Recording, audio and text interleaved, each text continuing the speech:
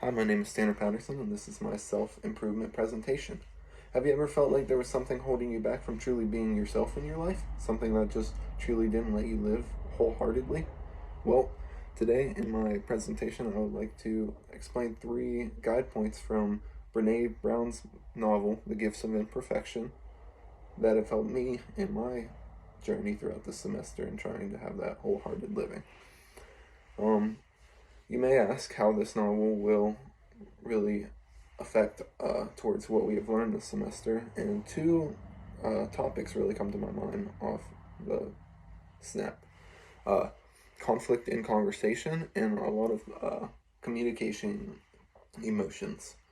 Throughout this novel talked about how emotions really weigh a toll on this attempt at that wholehearted living. My first point that I got from the book was the things that get in the way of a wholehearted lifestyle. The first one being is a lack of love and belonging in your life.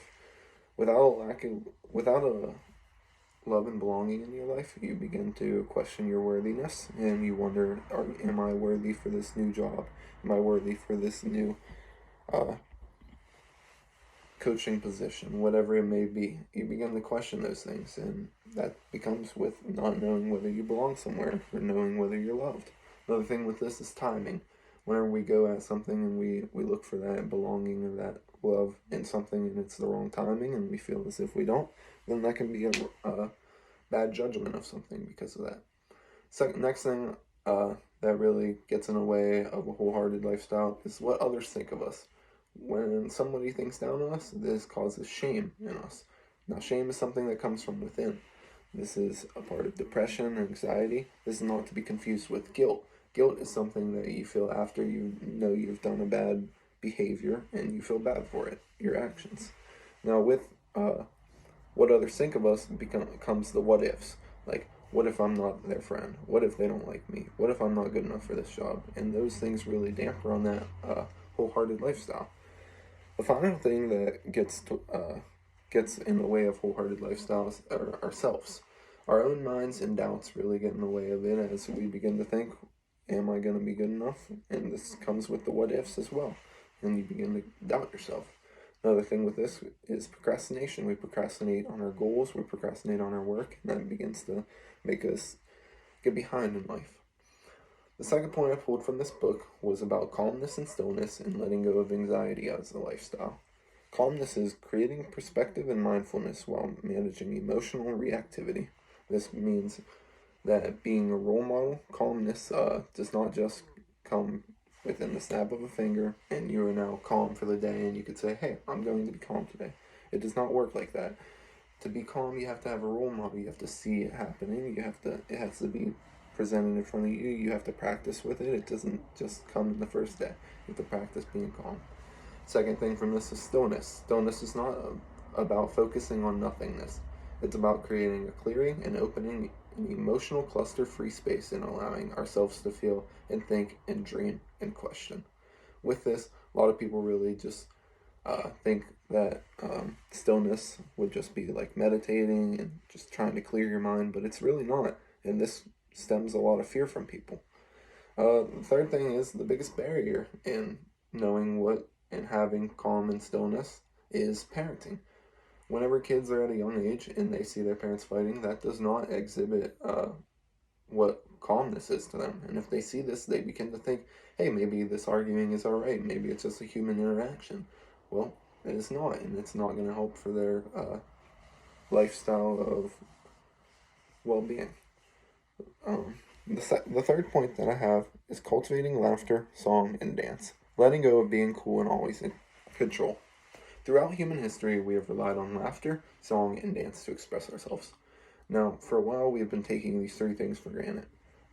Whenever you get in the car and you feel sad and you play a song, we don't really think of these things as, oh, my favorite thing is listening to this song. My favorite thing is laughing. These are things that we just know we are going to do on a day-to-day basis and really enjoy. So we begin to take advantage of them and not really appreciate them as much. What do these 3 things have in common, though? We actually use these whenever we feel all types of emotions, whether you're feeling sad, happy, lonely, celebrating. We'll play a song, we'll dance, whatever. It'll make you feel better. It'll keep you feeling good, whatever it may be. We use these in all different types of emotions. With this also comes striving to, the role that they play with human emotions. These three clear a path to play a role in almost any human emotion. They remind us of one thing that truly matters when we are searching for comfort, celebration, inspiration, or healing. The final thing within this chapter was about being cool. I have a story about a mother and a daughter who were in a grocery store, and the daughter decided to tell her mother, "Hey mom, look, I have a new cool dance," and they were out in public in front of a lot of people.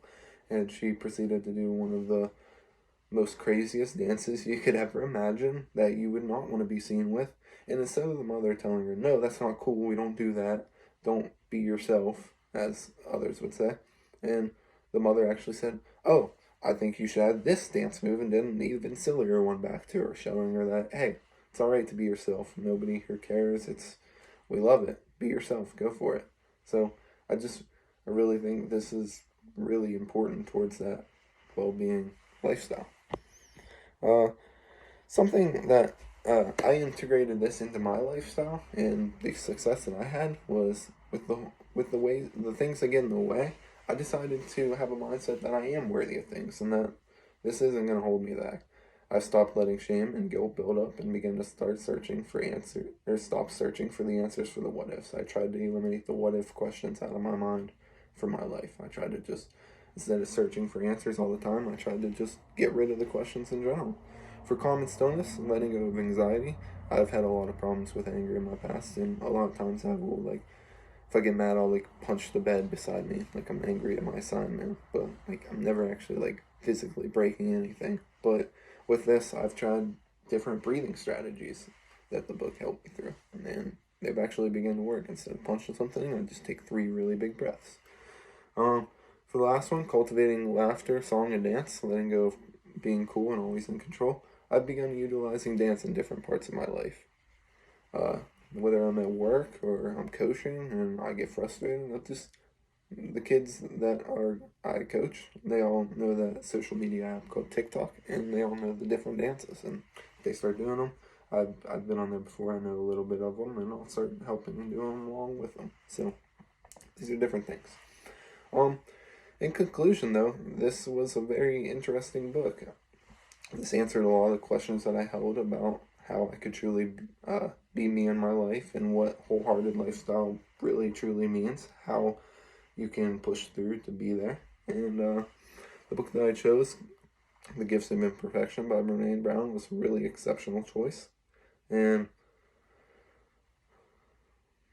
thank you.